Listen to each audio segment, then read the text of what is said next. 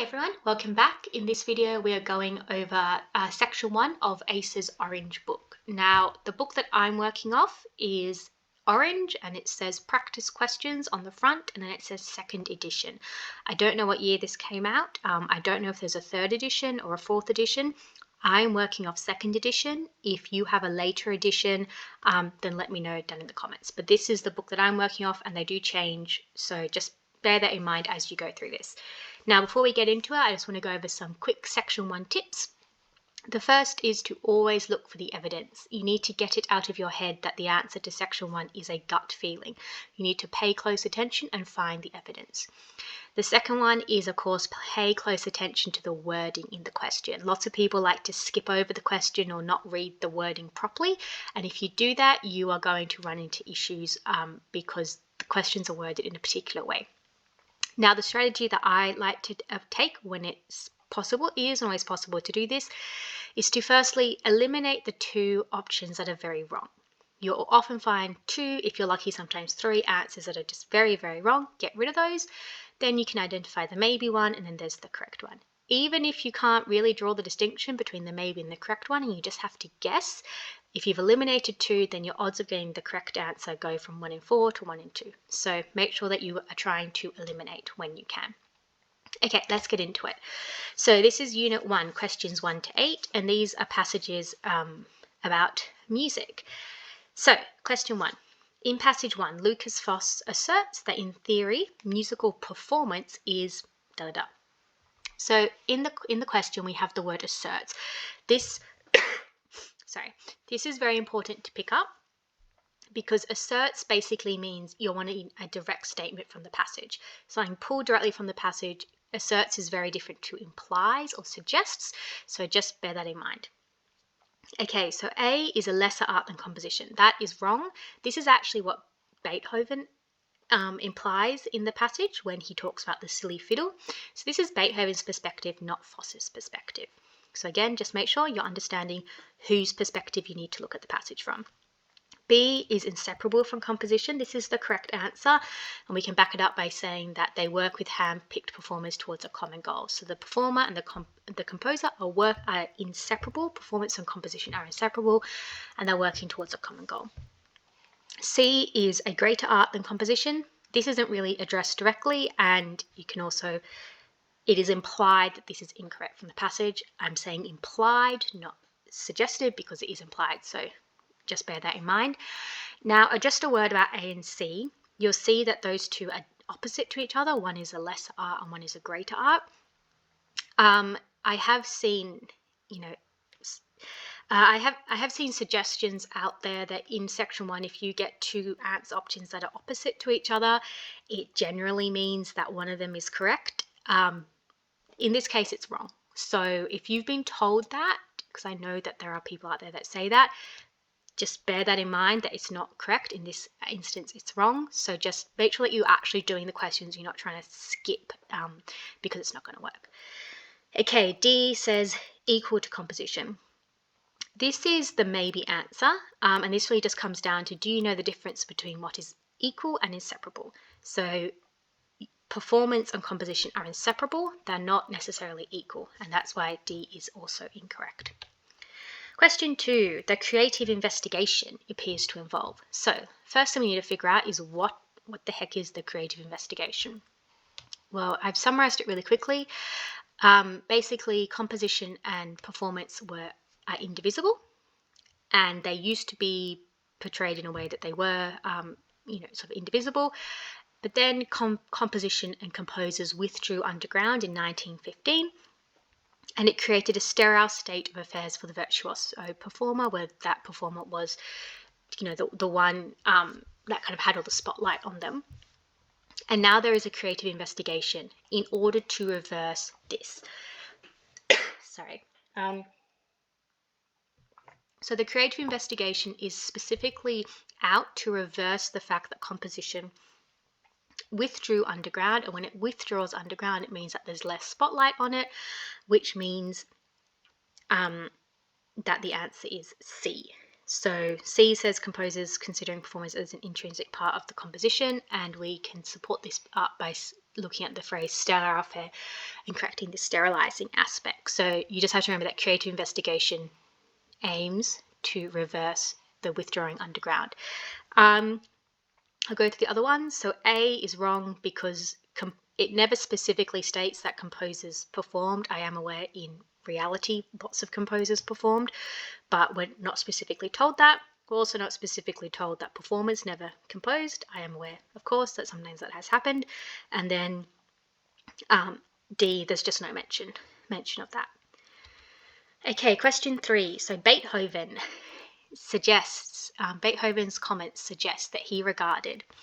So if you go to Beethoven's comments, he talks about how does he think I have his silly fiddle in mind when the spirit talks to me? So Beethoven is basically saying, I don't think about the performer or necessarily the instrument. When the spirits of music talk to me, I'm focused on the composition and not on the performer, which is why the answer is A, the performance of his music as irrelevant to the composition, because Beethoven, from what he said, he doesn't compose for the performer or the instrument. We could also argue that he's not thinking about the instrument. Okay, and then B, the division between composition and performance as a violation.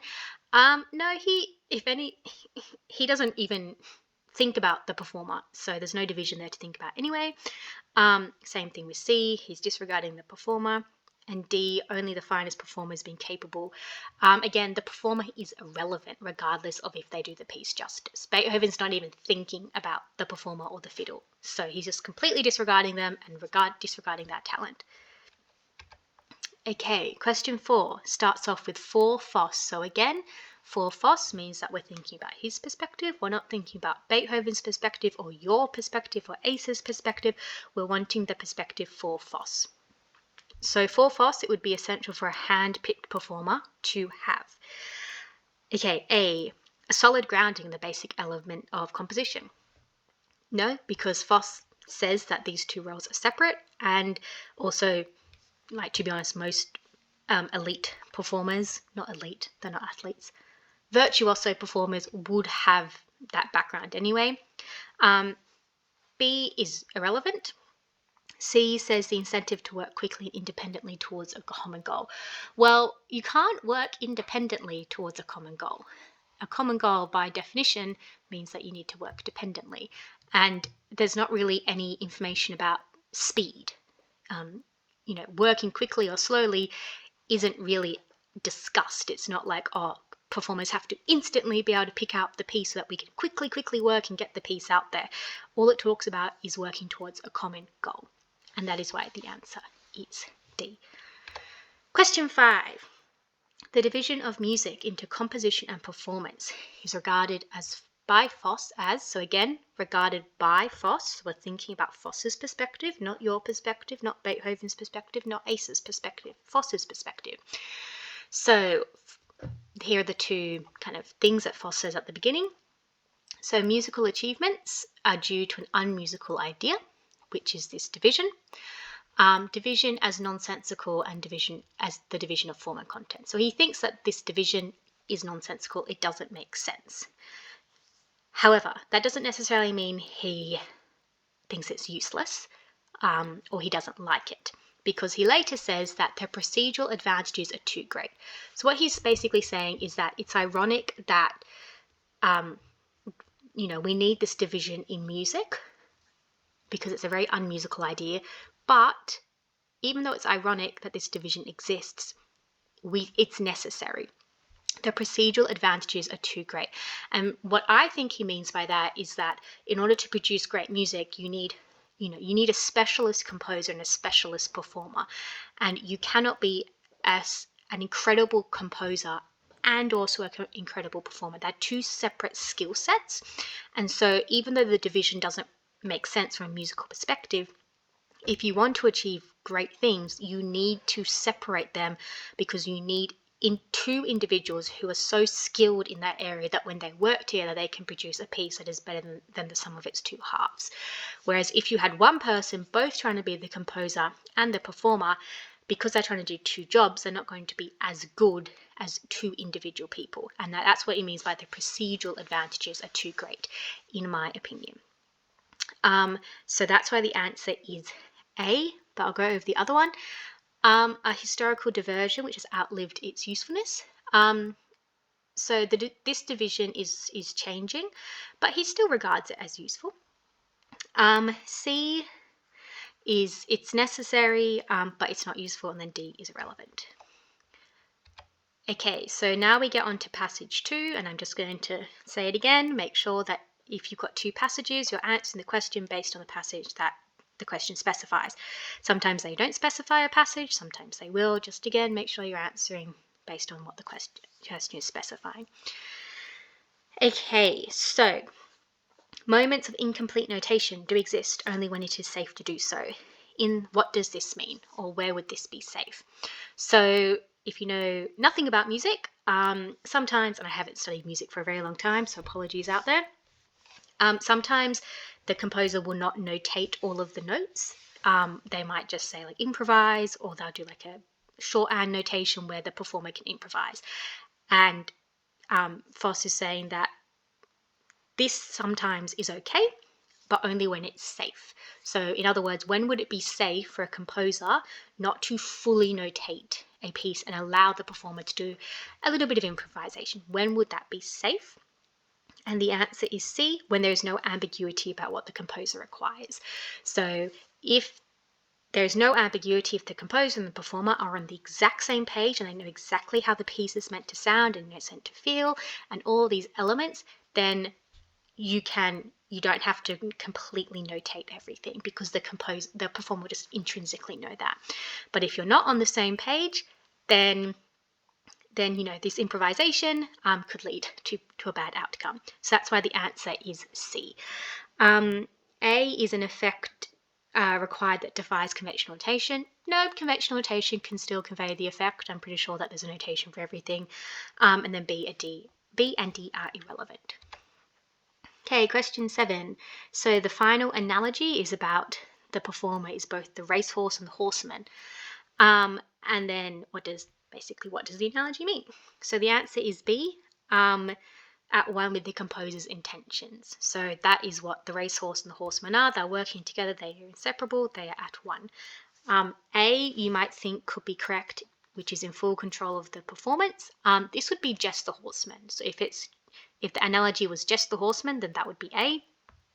And then C, able to lessen the tension by taking command.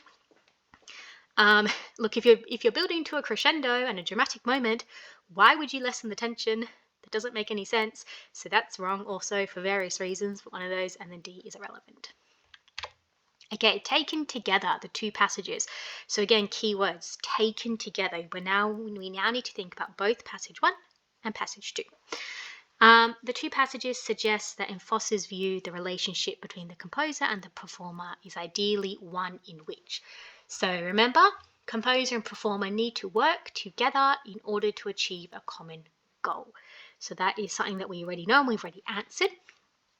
And that points us to C. So C is correct. Now, even though they are working towards a common goal, Foss does make it clear that the composition is still the most important thing, which is why C is correct. Composer and performer work together to ensure that performance actualizes the composer's intentions. So the common goal is to actualize the composer's intentions. D, you might think is correct because we already spoke about how composition and performance are inseparable. But again, it opens with the greatest musical achievement is due to an unmusical idea. So the distinction between the 2 of them is inseparable, but it's not meaningless. The distinction is still meaningful because of the what we spoke about before, how the specializations are acquired, which is why D is wrong. And then A is just wrong because it speaks about the performer. And remember, Foss doesn't like the performer, he likes the composer. And then B is about how the composer is initially inspired by performers. No, because we spoke about how the composers retreat underground. So hopefully that made sense. As always, like, comment, subscribe down below. If you have any questions, leave a comment and I'll try my best to clarify things if they were not clear. And I will see you in the next video for questions 9 to 11.